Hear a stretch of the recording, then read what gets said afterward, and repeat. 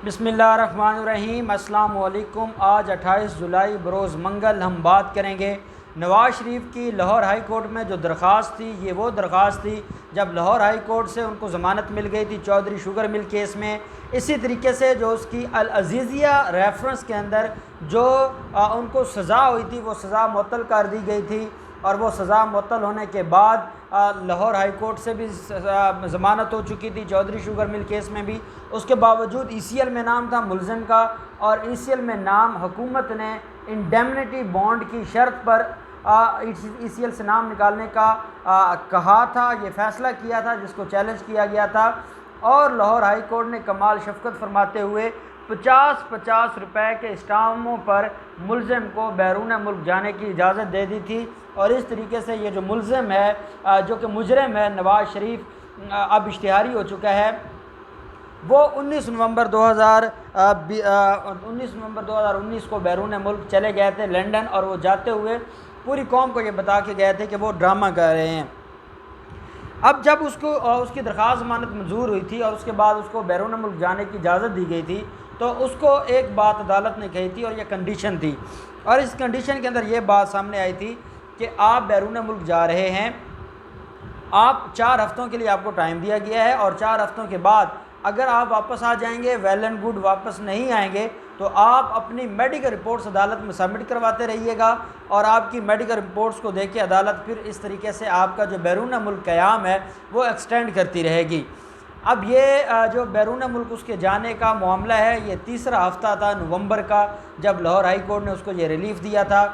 और तब से लेकर आज तक वो जो मेन केस है वो पेंडिंग है लाहौर हाई कोर्ट में और वो इंटरम रिलीफ़ दिया गया था। उसको इंटरम रिलीफ़ के तौर पर बैरून मुल्क जाने की इजाज़त दी थी, लेकिन तब से लेके आज तक मुलज़िम के उस केस के ऊपर ना दोबारा समाअत हुई है, ना वो केस फ़िक्स हुआ है। नवंबर, दिसंबर, जनवरी, फरवरी, मार्च, अप्रैल, मई, जून, जुलाई 7 माह 2020 के गुजर गए हैं और 2 माह 2019 के 9 माह हो गए हैं। वो interim relief Lahore high court ने दे दिया था, उसके बाद उस केस की समाअत ही नहीं हुई जो मेन केस था जिसके अंदर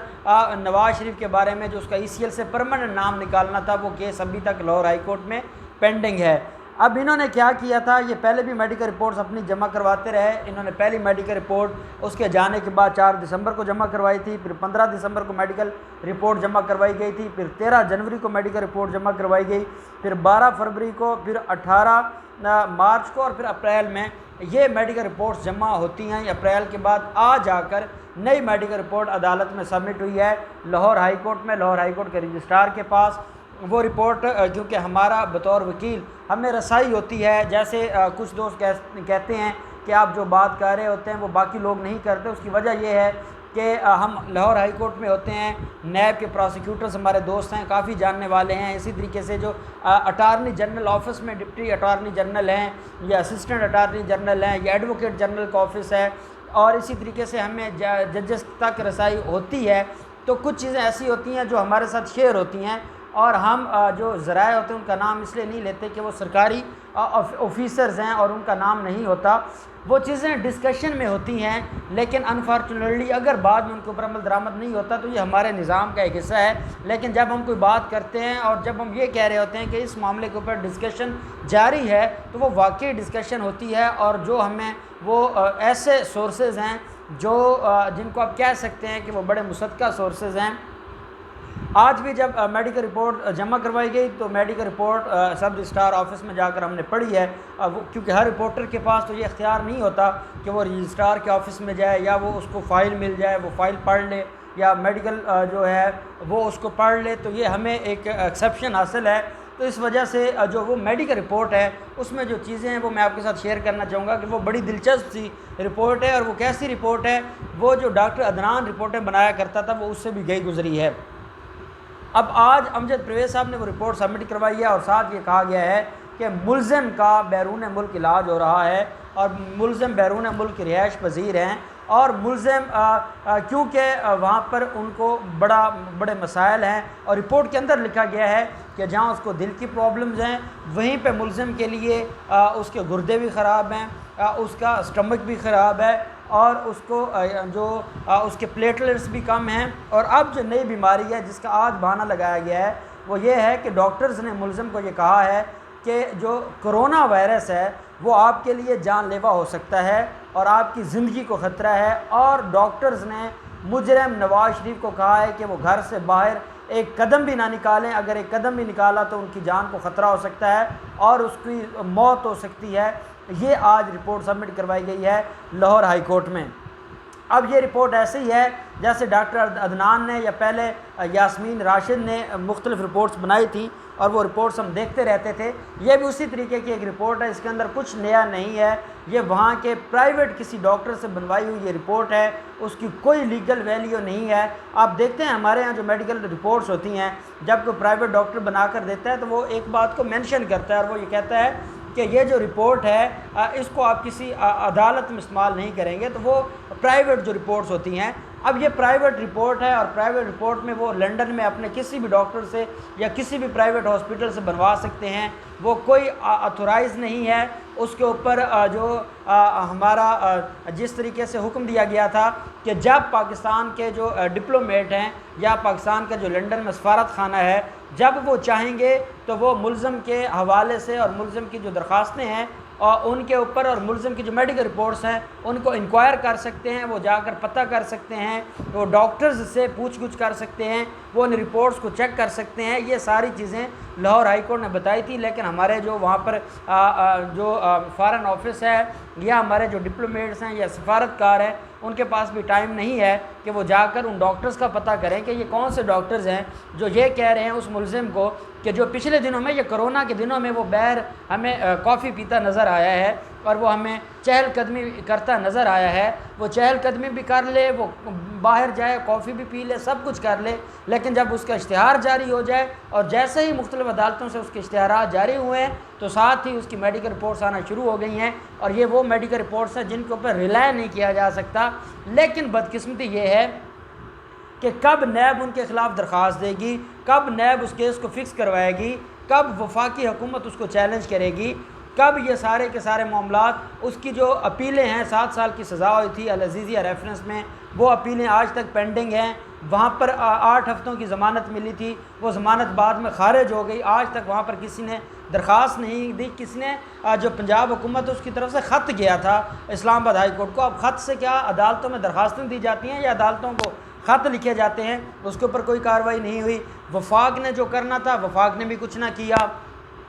नैब ने वैसे कुछ नहीं करना और नैब उनको रिलीफ दे रहा है और नैब इस मामले के ऊपर सोच ही नहीं रहा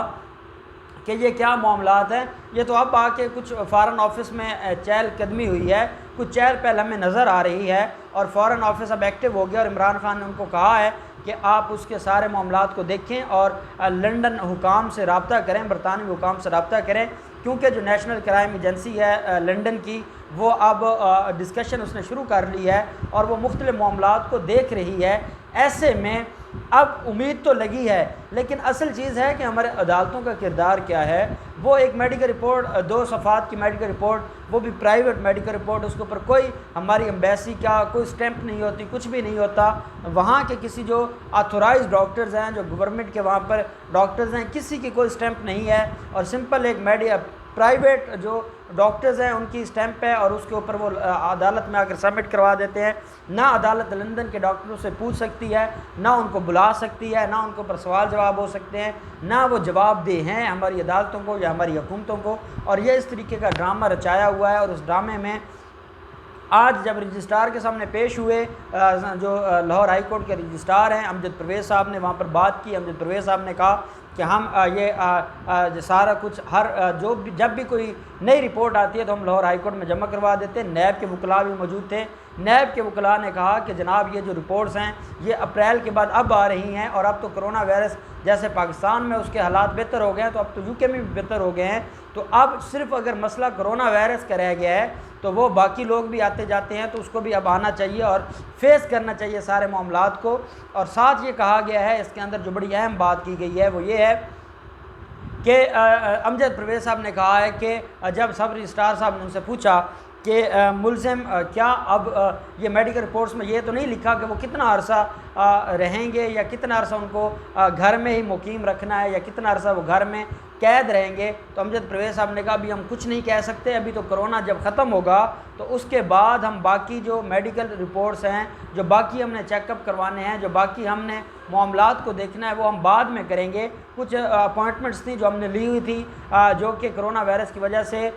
दोबारा कैंसिल हो गई थी, और अब हमें दोबारा अपॉइंटमेंट लेनी होंगी, हमें दोबारा डॉक्टर से टाइम लेना होगा। जब कोरोना वायरस के मसाइल ख़त्म होंगे तो दोबारा से टेस्ट होंगे और दोबारा से फिर उसकी हर चीज़ का चेकअप किया जाएगा, और स्पेशली उसके दिमाग का भी चेकअप होगा। और इस तरह करते करते मुलजिम का और मुजरिम का और इश्तिहारी नवाज शरीफ का पाकिस्तान में आने का कोई चांस नहीं है उनकी तरफ से, कि उन्होंने कोई माइंड नहीं बनाया। उनके वर्कर्स को एक बात इल्म में होनी चाहिए कि उनके जो इनकलाबी लीडर हैं वो वापस नहीं आ रहे, और ये जो कभी कभी मुख्तलिफ चैनल्स ये चलाते हैं ख़बर कि नवाज शरीफ पाकिस्तान में सियासत को दोबारा एक्टिव सियासत में एक्टिव होने के लिए और सियासत को लीड करने के लिए, PMLN को लीड करने के लिए पाकिस्तान आ रहे हैं, ये सारी कहानियाँ हैं। हाँ, अगर तो उनको हमारी हुकूमतों ने या अदालतों ने